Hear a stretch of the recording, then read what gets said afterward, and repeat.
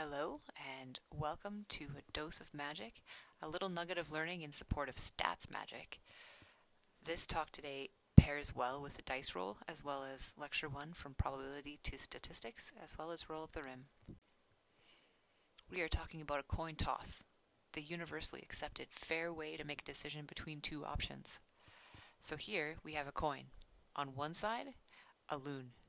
On the other side, King Charles, looking dapper. We're going to toss it, and it'll either be a loon or King Charles. And we like to think it's fair. It's equal chances for both outcomes. It's 50-50. And already we're making assumptions without realizing it. We assume that this coin, like all other coins, has an equal likelihood of landing on heads or tails. But here, in this mini experiment, our first toss, the proportion of our data is either 100% heads or 100% tails. And if we toss it again, we have the same situation. It'll be 100% heads or 100% tails. This results in 4 equally likely outcomes. We get heads and then heads again, heads and then tails, tails and then heads, tails and then tails. We can do this in perpetuity. Every time we increase the number of tosses, there will be 2 times as many equally likely total outcomes. The magic starts when we start counting frequency instead of outcome. If we do this coin toss 10 times, we might have the following result. Heads, heads, heads, tails, heads, tails, tails, tails, tails, tails. That's 6 out of 10 are tails, and 4 out of 10 are heads. We can plot this, and you'll see that the outcome that we received is not totally equal. As you increase the number of tosses, the extremes, like all heads for example, become less likely, and the count will start to settle even ever closer to 50-50. So this is now 100 tosses from a random coin toss algorithm that I wrote in R. We get 47 heads and 53 tails.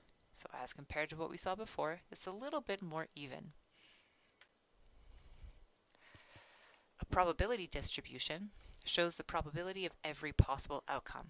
There are 2 possible outcomes. We believe the true split is a hypothetical 50-50. Maybe you would start to see this after several million repetitions. In my simulation, you get there by rounding to the nearest whole number by 10,000 repetitions. It's still an estimate and is not very likely to be realized exactly. So how likely is it then? Good question. We counted frequency, we made a probability distribution, but that still brings us back to the single coin toss. 100% heads or 100% tails. How likely is it to get 2 heads?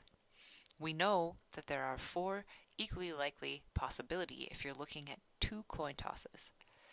If we do this set of 2 100 times, we can make a probability distribution of each pair. Looks like this. And this would be true if order mattered, but if you were instead counting occurrence, the middle 2 both have 1 head and 1 tails. So you could make a plot that looks like this.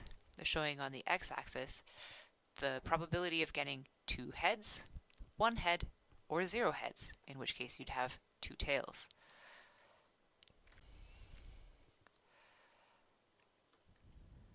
If we are increasing the number of repetitions, we are more likely to reach this ideal probability distribution in a histogram that we create from actual data. If we increase the number of tosses within each sample, this gives more possibilities and helps smooth out the curve, so it's not just a triangle. Here it is with 3 tosses. With 3 tosses, we now have 8 equally likely possible outcomes. And if we are counting the number of H's, you could represent it like this. You could have 3, 2, 1, or 0. Now we see it's starting to look a little bit more rounded. If the number of tosses within a sample is big enough to give a full shape, and the number of samples is big enough to make it stable, consistent, reliable, then eventually the histogram of responses will look like this. A ghosty. This is a normal distribution. Surprise! Boo. Population proportions for each toss is flat. For the combination, if you include each possible combination, it's flat. But if you are counting the number of one of the possible outcomes, then it's going to start to look a bit normal. Alright, so here we are. We have this normal distribution, looks like a ghosty, and it's centered around 50% heads. To keep it consistent to what we saw before, it is decreasing number of heads as you go from left to right.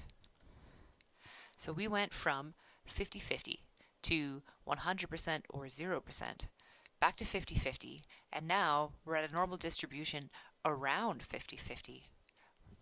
Why did we do this to ourselves?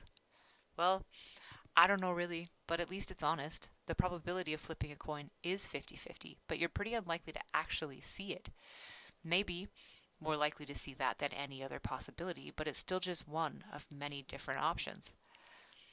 What we can see now, though, is that 4 heads in 10 tosses, 40% heads, is going to come in around here. The probability of that is somewhere around 0.3. 10 heads, though, well, that comes in way over on this side. That is 100% heads, and it's going to be very, very unlikely to get that if you have a large number of coin tosses. And that is all. Thank you.